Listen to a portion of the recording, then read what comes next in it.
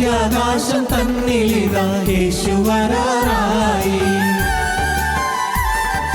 സോദര സോദരിമാരെ ഒരുങ്ങിക്കൊണ്ടോ പറന്നു പോകാം, യേശു വരാറായി. കാലമില്ല കാലമില്ല യേശു വരാൻ നേരമായി. കാലമില്ല കാലമില്ല യേശു വരാൻ നേരമായി. യേശു വരാറായി, യേശു വരാറായി. യേശു വരാൻ കാലമായി മധ്യാകാശം തന്നിലിതാ യേശു വരാറായി. സോദര സോദരിമാരെ ഒരുങ്ങിക്കൊണ്ടോ പറന്നു പോകാം, യേശു വരാറായി. കാലമില്ല കാലമില്ല യേശു വരാൻ നേരമായി. കാലമില്ല കാലമില്ല യേശു വരാൻ നേരമായി. യേശു വരാറായി, യേശു വരാറായി.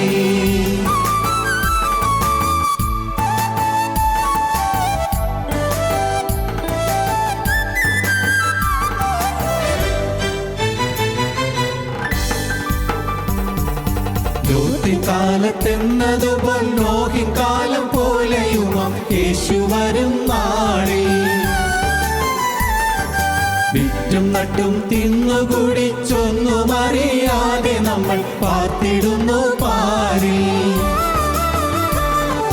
കാലമില്ല കാലമില്ല യേശു വരാൻ നേരമായി. കാലമില്ല കാലമില്ല യേശു വരാൻ നേരമായി. യേശു വരാറായി, യേശു വരാറായി.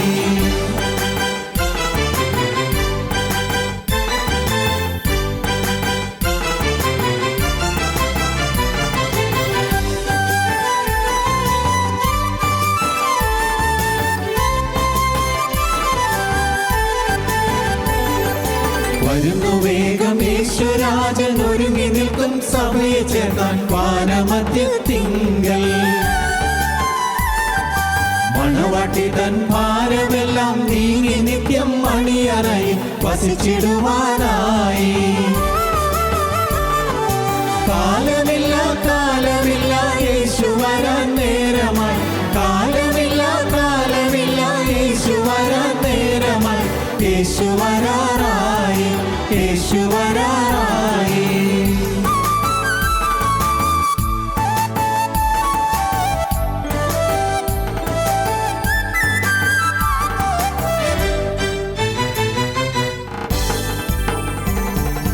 പാരിടത്തിൽ പാടുകളും പട്ടിണി പരിഹാസങ്ങൾ സഹിച്ചു നിൽക്കും ശുദ്ധ. പരമരൂപം ധരിച്ചവരാൽ വാനിലേക്കുയർന്നിടുമേ അതിശയിക്കും ലോകം.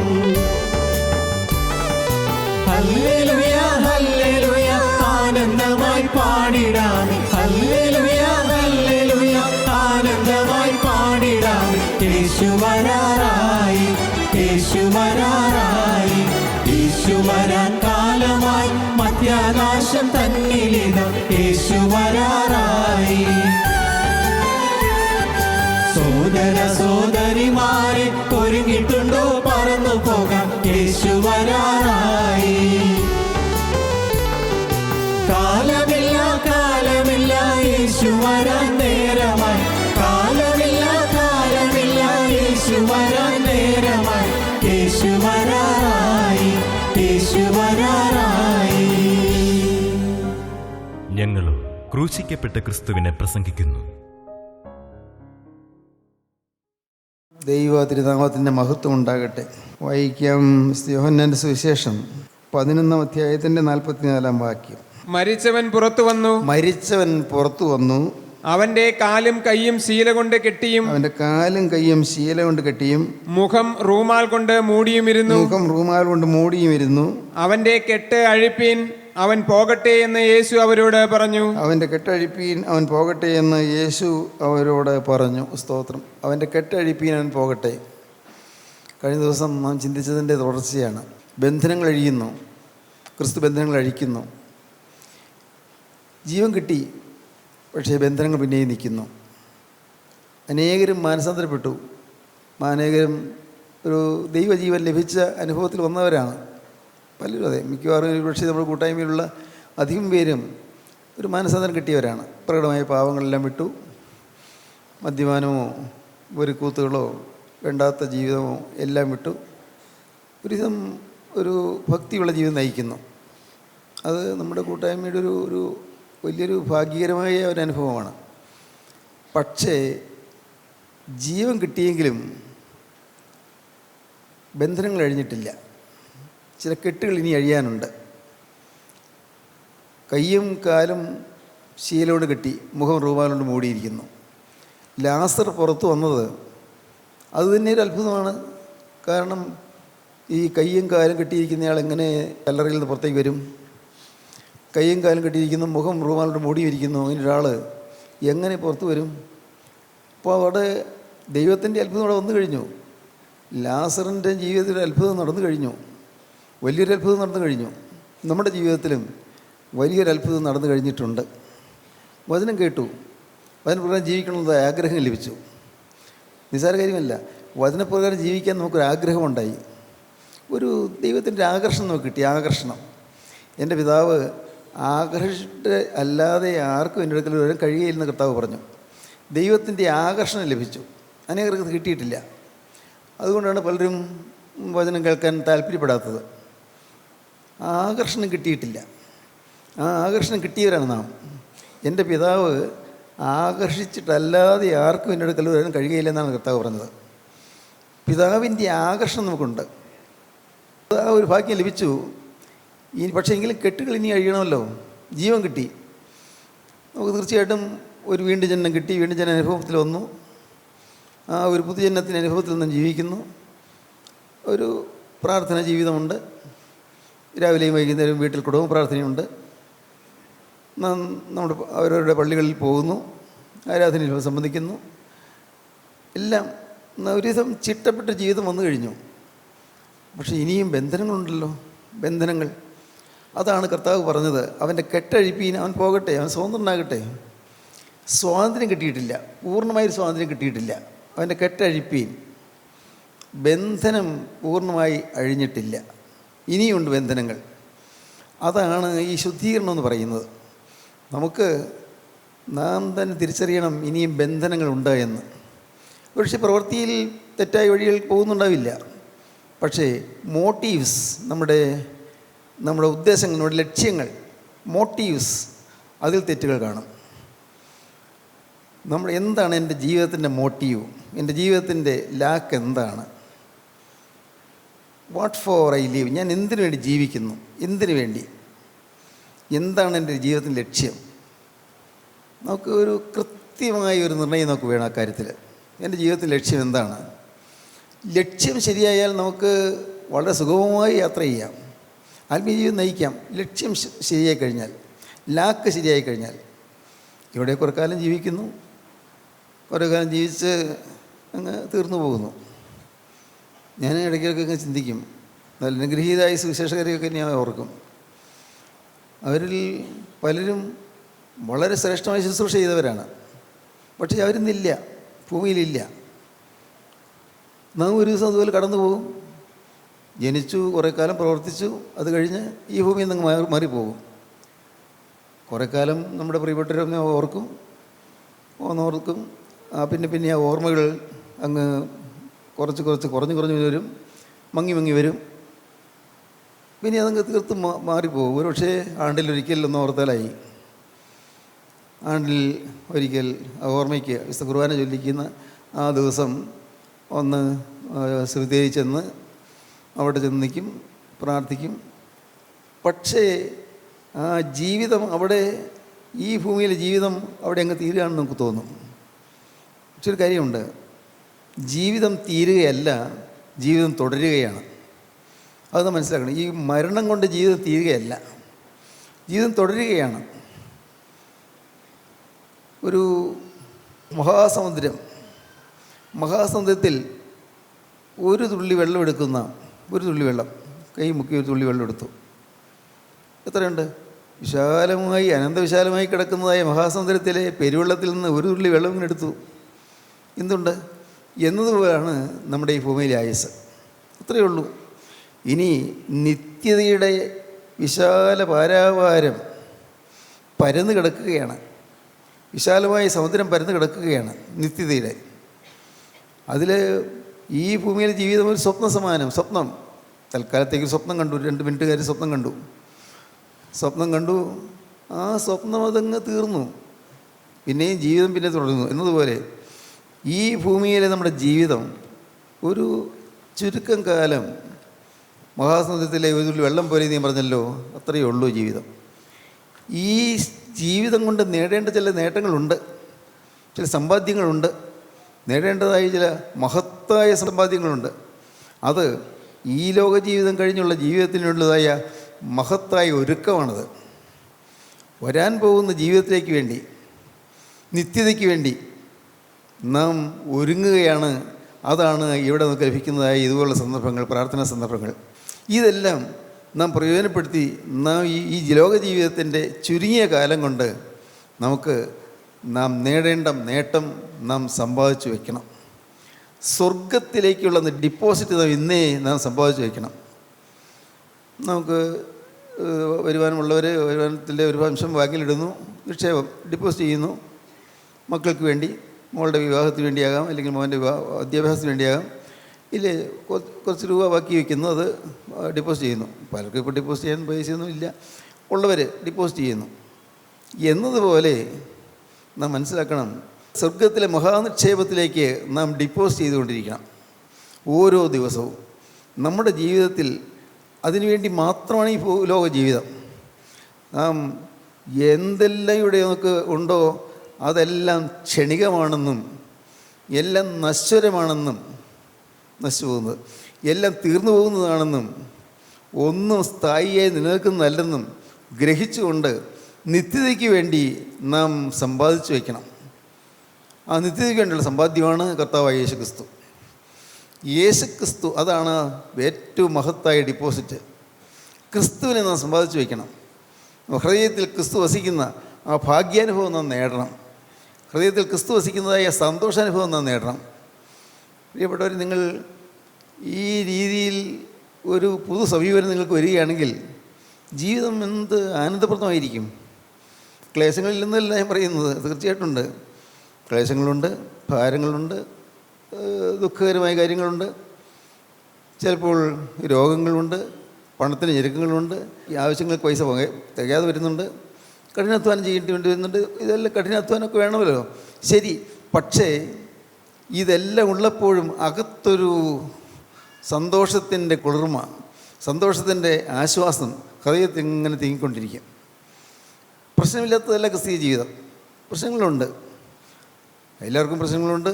ക്രിസ്തീയ വിശ്വാസത്തിലുള്ളവർക്കും പ്രശ്നങ്ങളുണ്ട്. പ്രശ്നങ്ങൾ മാറാൻ വേണ്ടിയല്ല നാം ദൈവത്തെ സ്നേഹിക്കുന്നത്. പ്രശ്നങ്ങൾ നമ്മുടെ ഒരു വിഷയമാകാൻ പാടില്ല. നമുക്ക് ഒരേക ലക്ഷ്യം, ഒറ്റയ്ക്കൊരു ലക്ഷ്യം, യേശു ക്രിസ്തു എൻ്റെ ജീവിതത്തിൻ്റെ ഉടയവനും ഉടമസ്ഥനും നാഥനും കർത്താവുമായി എൻ്റെ ജീവിതത്തിലേക്ക് എഴുന്നള്ളി വരികയും എൻ്റെ ഹൃദയത്തിൽ പ്രതിഷ്ഠിക്കപ്പെടുകയും ചെയ്യുക, യേശു ക്രിസ്തുവിടെ ഇരിപ്പുറപ്പിക്കുക. ഈ ഒരു ചിന്ത നമുക്ക് വരുമ്പോഴാണ് നമ്മുടെ വിശ്വാസ ജീവിതം ശക്തിപ്പെടുന്നത്, നമുക്ക് പ്രയോജനപ്രദമായ ജീവിതം നയിക്കാൻ സാധിക്കുന്നത്. ദൈവത്തിന് സ്തോത്രം. കർത്താവ് ഇവിടെ ഈ അത്ഭുത സംഭവത്തിൽ കൂടെ കർത്താവ് ഒരു കാര്യം മാർത്തയെയും മറിയയെയും പ്രത്യേകിച്ച് പഠിപ്പിച്ചു. മനുഷ്യൻ മരിച്ചാൽ പിന്നെയും ജീവിക്കും. നാം ഈ 11 അധ്യായത്തിൻ്റെ 21 വാക്യം മുതൽ. മാർത്ത യേശുവിനോട്, കർത്താവേ, നീ ഇവിടെ ഉണ്ടായിരുന്നുവെങ്കിൽ എൻ്റെ സഹോദരൻ മരിക്കയില്ലായിരുന്നു. ഇപ്പോഴും നീ ദൈവത്തോട് എന്ത് അപേക്ഷിച്ചാലും ദൈവം നിനക്ക് തരുമെന്ന് ഞാൻ അറിയുന്നു എന്ന് പറഞ്ഞു. യേശു അവളോട്, നിന്റെ സഹോദരൻ ഉയർത്തെഴുന്നേൽക്കും എന്ന് പറഞ്ഞു. നിന്റെ സഹോദരൻ ഉയർത്തെഴുന്നേൽക്കും എന്ന് പറഞ്ഞു. പിന്നെ മാർത്ത അവനോട്, ഒടുക്കത്തെ നാളിലെ പുനരുത്ഥാനത്തിൽ അവൻ ഉയർത്തെഴുന്നേൽക്കുമെന്ന് ഞാൻ അറിയുന്നു എന്ന് പറഞ്ഞു. മാർത്ത പറഞ്ഞു, കർത്താവേ, അതെനിക്കറിയാം. ഒടുക്കത്തെ നാളത്തെ പുനരുത്ഥാനം അതിലൊക്കെ ഞങ്ങൾ പഠിച്ചിട്ടുണ്ട്. ആ ഒടുക്കത്തെ നാളത്തെ പുനരുത്ഥാനത്തിൽ അന്ന് ഉയർത്തെഴുന്നേൽക്കുമെന്ന് എനിക്കറിയാമല്ലോ എന്ന് മാർത്ത പറഞ്ഞു. യേശു അവളോട്, ഞാൻ തന്നെ പുനരുത്ഥാനവും ജീവനുമാകുന്നു. ഞാൻ തന്നെ പുനരുത്ഥാനവും ജീവനുമാകുന്നു. എന്നിൽ വിശ്വസിക്കുന്നവൻ മരിച്ചാലും ജീവിക്കും. എന്നിൽ വിശ്വസിക്കുന്നവൻ മരിച്ചാലും ജീവിക്കും. ദൈവത്തിന് സ്തോത്രം. അടുത്ത വാക്യം. ജീവിച്ചിരുന്ന് എന്നിൽ വിശ്വസിക്കുന്നവൻ ആരും ഒരു നാളും മരിക്കയില്ല. ഇത് നീ വിശ്വസിക്കുന്നുവോ എന്ന് പറഞ്ഞു. ദൈവത്തിന് സ്തോത്രം. കർത്താവ് പറഞ്ഞു, ജീവനോടിരുന്ന് എന്നിൽ വിശ്വസിക്കുന്ന ആരും എന്നിൽ വിശ്വാസത്തോടെ ഇരിക്കുന്ന ആൾ ജീവിച്ചിരിക്കുന്നു, എന്നാൽ അവൻ മരിച്ചാലും ജീവിക്കും. എന്നിൽ വിശ്വസിക്കുന്നവൻ മരിച്ചാലും ജീവിക്കും, ജീവിച്ചിരുന്നതിൽ വിശ്വസിക്കുന്ന ഒരാൾ മരിക്കുകയില്ല. പുനരുത്ഥാനത്തെക്കുറിച്ചുള്ളതായ വ്യക്തമായ, ഉയർത്തെഴുന്നേൽപ്പിനെക്കുറിച്ചുള്ളതായ വ്യക്തമായ ചിത്രമാണ് നമുക്കിവിടെ തരുന്നത്. നാം ഓരോരുത്തരും മരിച്ച് അടക്കപ്പെടും സ്വാഭാവികമായിട്ടും. എന്നാൽ ഒരു നാൾ നാം ഉയർത്തെഴുന്നേൽക്കും. ഇതൊരു മഹത്വകരമായ പ്രത്യാശയാണ്. നാം ഉയർത്തെഴുന്നേൽക്കും. ഇപ്പോൾ നമ്മുടെ പള്ളിയിൽ സെമിത്തേരിയിൽ എത്രയോ പേര് അടക്കപ്പെട്ടിട്ടുണ്ട്. ചില കല്ലറകൾ തുറക്കും, എല്ലാമല്ല, ചില കല്ലറകൾ തുറക്കും, ഉയർത്തെഴുന്നേൽക്കും. ഞാൻ തന്നെ പുനരുത്ഥാനം ചെയ്യുമെന്ന് ക്രിസ്തു എന്നിൽ വസിക്കുന്നുണ്ടെങ്കിൽ ഈ ഭൂമിയിൽ നിന്ന് ഞാൻ കടന്നുപോയാൽ തീർച്ചയായിട്ടും അന്ന് കർത്താവിൻ രണ്ടാമത്തെ വരവിൽ ഉയർത്തെഴുന്നേൽക്കും. അതേ ഛായയോടെ, അതേ ശരീരത്തോടെ. എന്നാൽ ആ ശരീരത്തിന് പ്രത്യേകതയുണ്ട്. ആ ശരീരത്തിന് സ്ഥലത്തിൻ്റെ പരിമിതിയില്ല, ദൂരത്തിൻ്റെ പരിമിതിയില്ല. ഇപ്പോൾ നമുക്ക് ഇവിടെ ഇരുന്നുകൊണ്ട് നമുക്ക് പോയിട്ടുള്ള സ്ഥലം ഏതാണ്? ഡൽഹി പോയിട്ടുണ്ടോ? ഡൽഹിയിലേക്ക് നമുക്ക് മനസ്സുകൊണ്ട് പോകാം, അധികം വ്യക്തപ്പാടൊന്നും വേണ്ട. അല്ല, നിങ്ങൾ തിരുവനന്തപുരത്ത് പോയിട്ടുണ്ടോ? തിരുവനന്തപുരത്തേക്ക് നമുക്ക് നമ്മുടെ മനസ്സുകൊണ്ട് പോകാം. അല്ല, അങ്ങ് ലണ്ടനിൽ പോയിട്ടുണ്ടോ? ലണ്ടനിലേക്ക് മനസ്സുകൊണ്ട് പോകാം. ഒരു സെക്കൻഡ് കൊണ്ട് പെട്ടെന്ന് നമുക്കവിടെ പോകാം മനസ്സ്. എന്നതുപോലെ ഉയർത്തെഴുന്നേറ്റ ശരീരത്തിന് സ്ഥല പരിമിതിയില്ല, ദൂരപരിധിയില്ല, എപ്പോഴും എവിടെയും പോകാം. ഉയർത്തെഴുന്നേറ്റ ശരീരത്തിന് ഈ വാതിലും ജനലും തടസ്സമല്ല. അതുകൊണ്ടാണ് കർത്താവായ യേശുക്രിസ്തു ഉയർത്തെഴുന്നേറ്റ ദിവസം കർത്താവ് അപ്പോസ്തലന്മാർ കൂടിയിരുന്ന സിഹോൻ മാളികയിലേക്ക് ചെന്ന് അവർക്ക് പ്രത്യക്ഷനായത് വാതിലും ജനലും അടച്ചിരിക്കുകയായിരുന്നു. യഹൂദന്മാരെയുള്ള പേടി കൊണ്ട് അവർ അടച്ചിടുന്നത്. ശിഷ്യന്മാരുടെ അടുക്കൽ കർത്താവ് പ്രത്യക്ഷപ്പെട്ടു, വാതിലും ജനലുമൊക്കെ അടച്ചിരിക്കുന്നു. അപ്പോൾ കർത്താവ് അവരുടെ നടുവിൽ ഒന്ന് നിന്നു, ഉയർത്തെഴുന്നേറ്റു. ഉയർത്തെഴുന്നേറ്റ ക്രിസ്തു അവരുടെ നടുവിൽ ഒന്ന് നിന്നു. നമുക്കങ്ങനെ ഒരു ദിവസമുണ്ട്, ഒരു ജീവിതമുണ്ട്. അന്ന് മറ്റൊരു പ്രത്യേകതയുണ്ട്. ഇന്ന് ഒരുപക്ഷെ കണ്ണിൻ്റെ കാഴ്ച മങ്ങിയിരിക്കുന്നു, അല്ലെങ്കിൽ കണ്ണില്ല, കാഴ്ചയില്ല. ഇന്ന് ഒരു കൈ വരണ്ടിരിക്കുന്നു, അല്ലെങ്കിൽ നമ്മുടെ ശരീരത്തിലെ ഏതെങ്കിലും അവയവങ്ങൾക്ക് ഭംഗമുണ്ട്.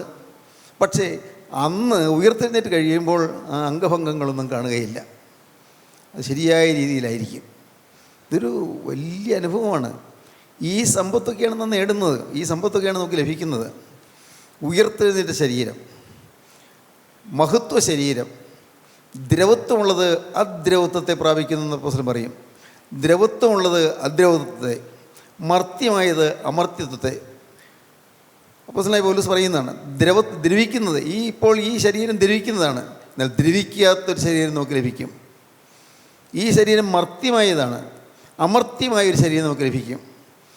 അത് നമുക്ക് ലഭിക്കുന്ന മഹാഭാഗ്യമാണ്. പക്ഷേ എല്ലാവർക്കും അത് കിട്ടുന്നില്ല. ക്രിസ്തുവിൽ വിശ്വസിച്ച് ക്രിസ്തുവിൽ ശരണം പ്രാപിച്ചിരിക്കുന്നത് മാത്രമേ ഇത് കിട്ടുകയുള്ളൂ.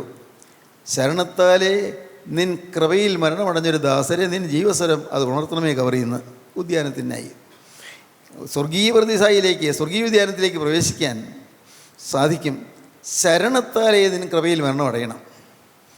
ക്രിസ്തുവുള്ളതായ ശരണത്തിൽ, ക്രിസ്തുവുള്ളതായ ആശ്രയത്തിൽ, ക്രിസ്തുവിനുള്ളതായ ബന്ധത്തിൽ നാം നിരന്തരം ജീവിക്കുമ്പോൾ ഈ ഭൂമിയിൽ നാം കടന്നു പോകുന്നു. അങ്ങനെ കടന്നു പോകുന്നവർ കർത്താൻ രണ്ടാമത്തെ വരയിൽ ഉയർത്തെഴുന്നേൽക്കും. മഹത്വ ശരീരം പ്രാപിച്ച് ഉയർത്തെഴുന്നേൽക്കും. മഹത്വ ശരീരം. ചായയൊക്കെ അങ്ങനെ തന്നെ, മുഖത്തിൻ്റെ ചായയോ ആകൃതിയോ ഒന്നും മാറ്റമില്ല. ദൈവത്തിന് സ്തോത്രം. ഒരു മർമ്മമാണ് വാസ്തവത്തിൽ. അപ്പോസ്തലനായ പൗലോസ് മൂന്നാം സ്വർഗ്ഗത്തിൽ എടുക്കപ്പെട്ടപ്പോൾ കിട്ടിയ അപ്പോസ്തലന് കിട്ടിയതൊരു മർമ്മമാണ്. അവിടെ പരിശുദ്ധാത്മാവ് ഉൾപ്പെടുത്തി കൊടുത്തതാണ്. മൂന്നാം സ്വർഗ്ഗത്തിൽ എടുക്കപ്പെട്ടു. അന്ന് അപ്പോസ്തലന് ദൈവം കൊടുത്ത ചില എല്ലപ്പാടുകൾ, ചില മർമ്മങ്ങൾ, ചില രഹസ്യങ്ങൾ പറഞ്ഞു കൊടുത്തതിൽ ഒന്നിതായിരുന്നു, മരിച്ചവർ ഉയർക്കും, അക്ഷയരായി ഉയർക്കും. അക്ഷയരായി ഉയർക്കും. 15-ാം അധ്യായം, 1 കൊരിന്ത്യർ 15-ാം അധ്യായം ലാസ്റ്റ് പാരഗ്രാഫ് ഒന്ന് എടുക്കൂ.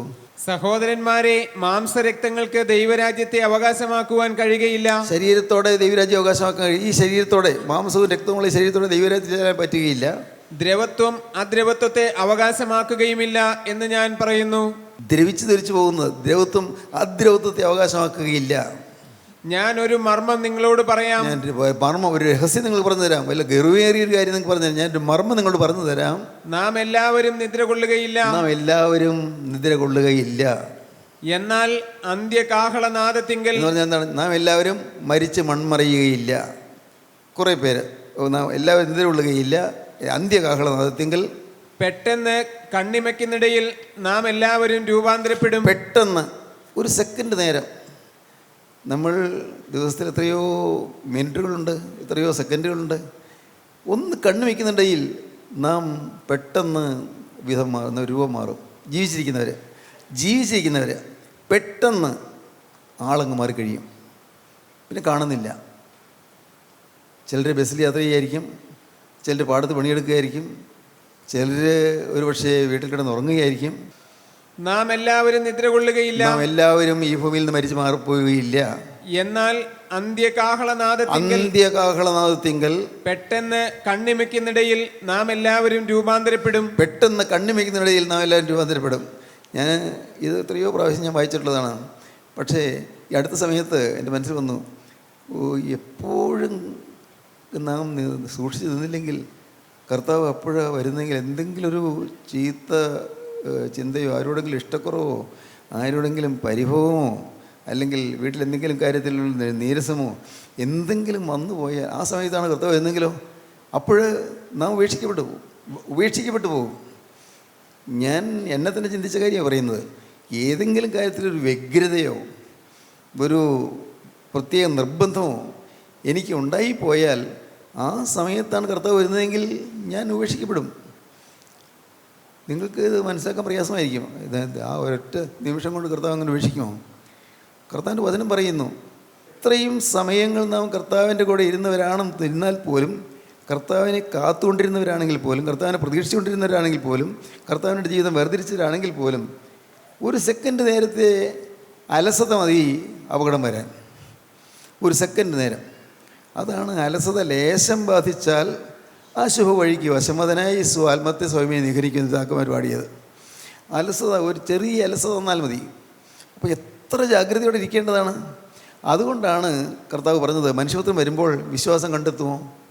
മനുഷ്യപുത്രൻ വരുമ്പോൾ വിശ്വാസം കണ്ടെത്തുമോ? വിശ്വാസം കാണാൻ സാധിക്കുക അത്രമാത്രം അവിശ്വാസികളായി പോകുന്നു മനുഷ്യർ. ഈ ജാഗ്രതയോടെ ഇരിക്കണം എന്നൊക്കെ പറഞ്ഞാൽ എവർ അലേർട്ട്, എവർ വിജിലൻറ്റ്, എപ്പോഴും ജാഗ്രതയോടെ ഇരിക്കണം എന്ന് പറഞ്ഞാൽ അത് മനുഷ്യർക്ക് മനസ്സിലാകുന്നില്ല. നിങ്ങൾ ഭാര്യയോട് ഏതെങ്കിലും കാര്യത്തിൽ ഇഷ്ടക്കുറവായിട്ടിരിക്കുകയാണ്, അല്ലെങ്കിൽ ഭർത്താവിനോട് ഏതെങ്കിലും കാര്യത്തിൽ പരിഭവിച്ചിരിക്കുകയാണ്. കാര്യം കൂട്ടായ്മ വന്നു പറഞ്ഞുകൊണ്ട് നിങ്ങൾ മാനസാന്തരപ്പെട്ടു, രക്ഷിക്കപ്പെട്ടു, ഒരു വീട്ടിൽ തന്നെ അനുഭവിച്ചു. പക്ഷേ ആ സമയത്താണ് കർത്താവ് വരുന്നതെങ്കിൽ ഉപേക്ഷിക്കപ്പെടും, സംശയമില്ല.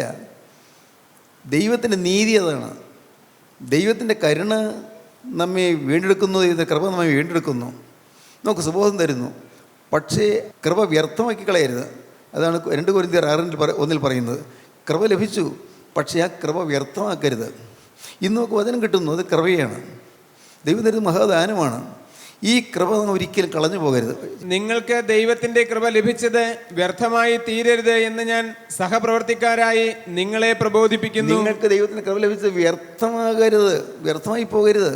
കരുതണം, സൂക്ഷിക്കണം. കൃപ തന്നു, വചനം കേൾക്കാൻ കൃപ തന്നു, നമുക്ക് വേദപുസ്തകം വായിക്കാനുള്ള കൃപ തന്നു, വായിക്കാൻ നമുക്ക് കടയിൽ കാഴ്ച തന്നു, വായിക്കാൻ നമുക്ക് അക്ഷാഭ്യാസം തന്നു. ദൈവത്തിന് കൃപ ലഭിച്ചു. അനേകം കൃപകളാണ് നമുക്ക് ലഭിച്ചിരിക്കുന്നത്. അതൊന്നും അറിയുന്നില്ല. എന്തൊരു അത്ഭുതം! നമ്മുടെ ജീവിതത്തിൽ ദൈവത്തിൻ്റെ കൃപ നിരന്തരം നമുക്ക് ലഭിച്ചുകൊണ്ടിരിക്കുകയാണ്. പക്ഷേ അത് വ്യർത്ഥമായി കളയരുത്. വചനം കേൾക്കാനിടയായി, വചനം കേട്ടപ്പോൾ മാനസാന്തരം വന്നു. പക്ഷേ അലസത ലേശം ബാധിച്ചാൽ അശുഭോഴിക്ക് വശമതനായി ആത്മത്തെ സ്വയമേ നിഹരിക്കുക. സ്വന്തം ആത്മാവിനെ കൊല്ലുമെന്ന്, കൊല്ലുക. ആത്മാവിനെ കൊല്ലുമെന്നാണ് പറയുന്നത്, സ്വന്തം ആത്മാവിനെ കൊല്ലുമെന്ന്. അതുകൊണ്ട് എപ്പോഴും നാം ജാഗ്രതയുള്ളവരായിരിക്കണം, എപ്പോഴും കരുതലുള്ളവരായിരിക്കണം. കർത്താവായ യേശു ക്രിസ്തുവിൻ 2ാമത്തെ വരവിൽ കാഹളം മുഴങ്ങുമ്പോൾ വിശുദ്ധന്മാർ മാത്രമേ ഉയർത്തെഴുന്നേൽക്കുകയുള്ളൂ.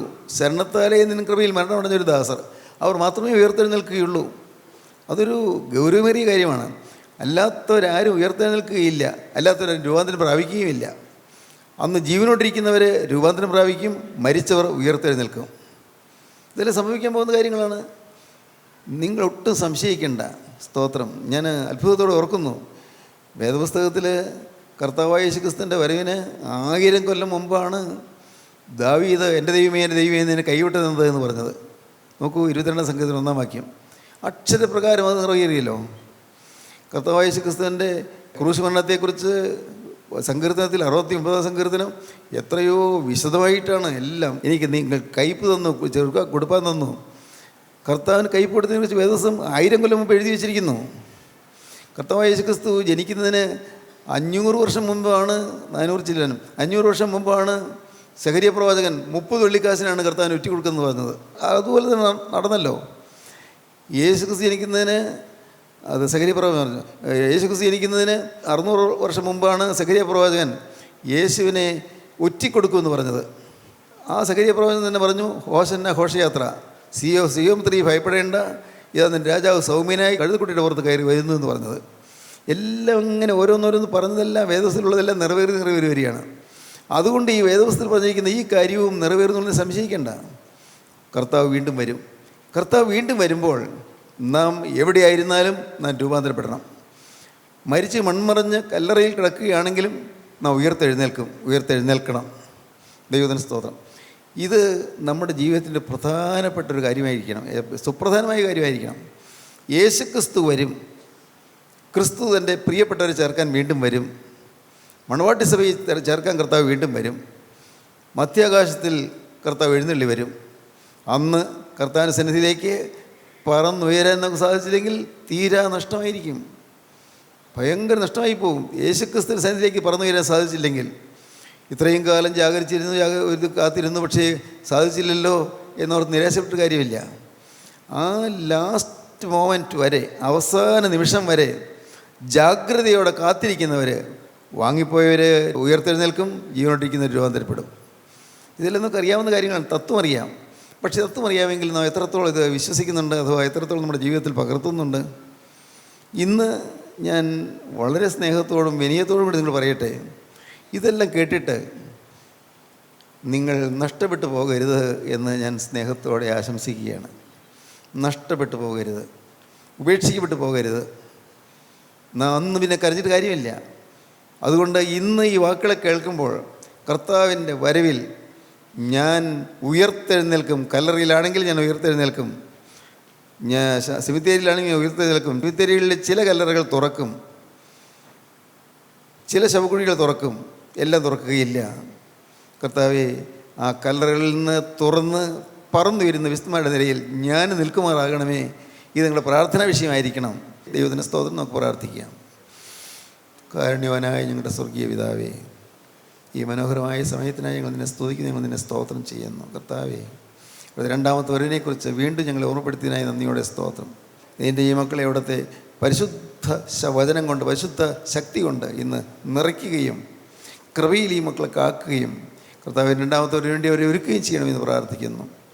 യേശു വീണ്ടും വരുമെന്നും യേശുവിൻ്റെ വരവിൽ ഒരുങ്ങിയിരിക്കണമെന്നുള്ളതായ സാക്ഷാത്തായ ബോധ്യം മക്കൾക്ക് നൽകി അനുഗ്രഹിക്കണമെന്ന് പ്രാർത്ഥിക്കുന്നു.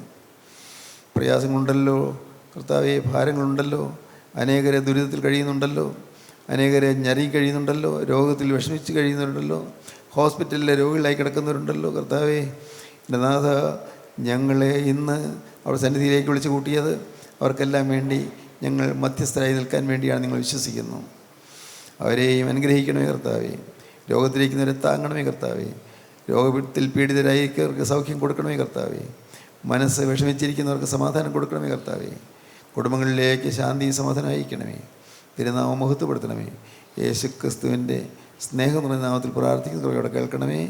ആമീൻ. ഹല്ലേലൂയ.